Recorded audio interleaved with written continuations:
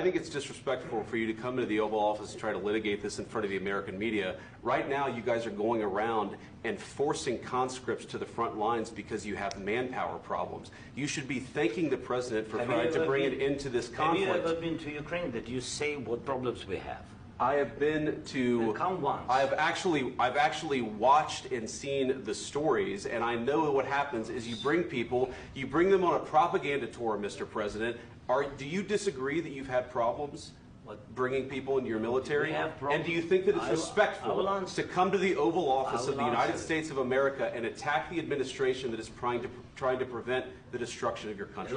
A lot of questions. Let's start from the beginning. Sure. First of all, during the war, everybody has problems. Even you, but you have nice ocean and don't feel now, but you will feel it in the future. God bless. You don't know that. God bless. You don't God bless. You will not have a war. Don't tell us what we're going to feel. We're trying to solve a problem. Don't tell us what we're going to feel. I'm not telling you. Because you're in no position to dictate that. That's exactly what you're doing. You're in no position to dictate what we're going to feel. We're going to feel very good. You will feel influence. We're going to feel very good and very strong. You will feel influence. You're right now not in a very good position. You've allowed yourself to be in a very bad position, and he happens to be right about it. From the very beginning of the war. You're not in a good position. You don't have the cards right now. With us, you start having cards. Right now, you don't. You're playing cards. You're playing cards. You're gambling with the lives of millions of people. You're gambling with World War III. You're gambling with World War III.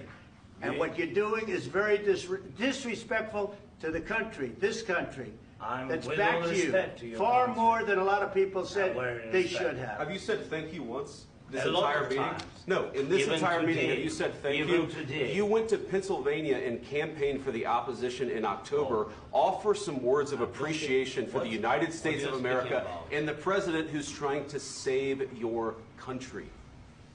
Please, you think that if you will speak very loudly about the war, He's not speaking loudly. He's not speaking loudly. Your country is in big trouble. Can I Wait a minute. No. You've done a lot of talking. Your country is in big trouble. I know. You're not winning. You're not winning this.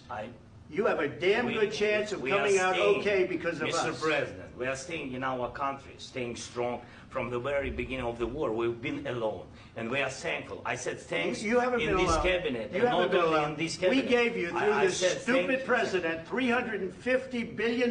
You voted we gave for you your military president. equipment, You and you voted men for are your brave, president. but they had to use our military. What about If you didn't have our military equipment, if you didn't have our military equipment, this war would have been over in 2 weeks. In 3 days, I heard it from Putin. In 3 days, this is something maybe new. less. In 2 weeks, of course, yes. It's going to be a very hard thing to do business like this. And just say thank you. I said a lot of times to American people. Accept that there are disagreements, and let's go litigate those disagreements rather than trying to fight it out in the American media when you're wrong.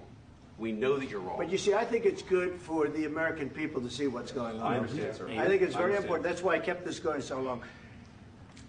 You have to be thankful. You don't have the cards. Thankful. You're buried there.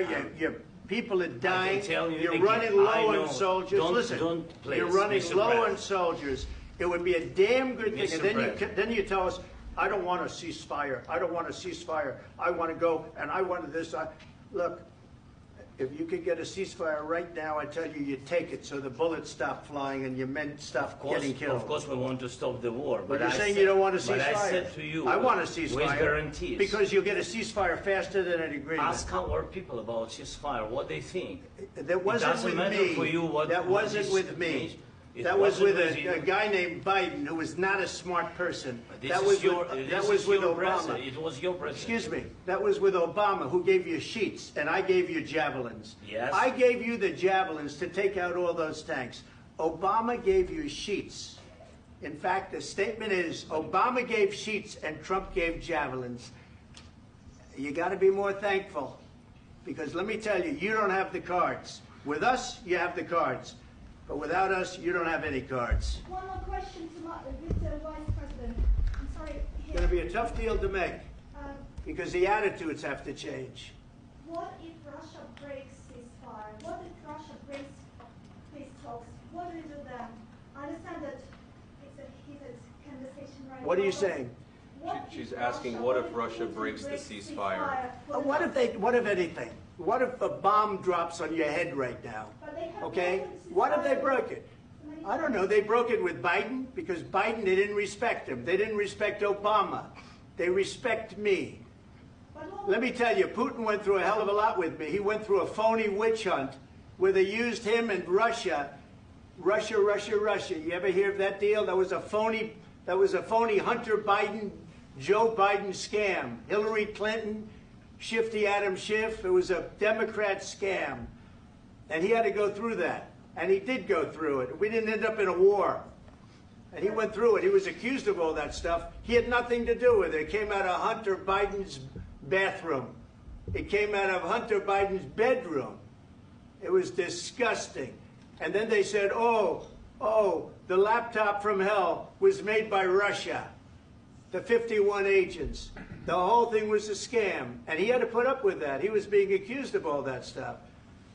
All I can say is this. He might have broken deals with Obama and Bush, and he might have broken them with Biden. He did, maybe. Maybe he didn't. I don't know what happened. But he didn't break them with me. He wants to make a deal. I don't know if you can make a deal. The problem is I've empowered you to be a tough guy. And I don't think you'd be a tough guy without the United States. And your people are very brave. But you're either going to make a deal or we're out. And if we're out, you'll fight it out. I don't think it's going to be pretty, but you'll fight it out.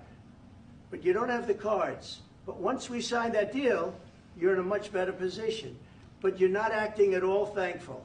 And that's not a nice thing. I'll be honest, that's not a nice thing. All right, I think we've seen enough. What do you think? Huh? This is going to be great television, I will say that.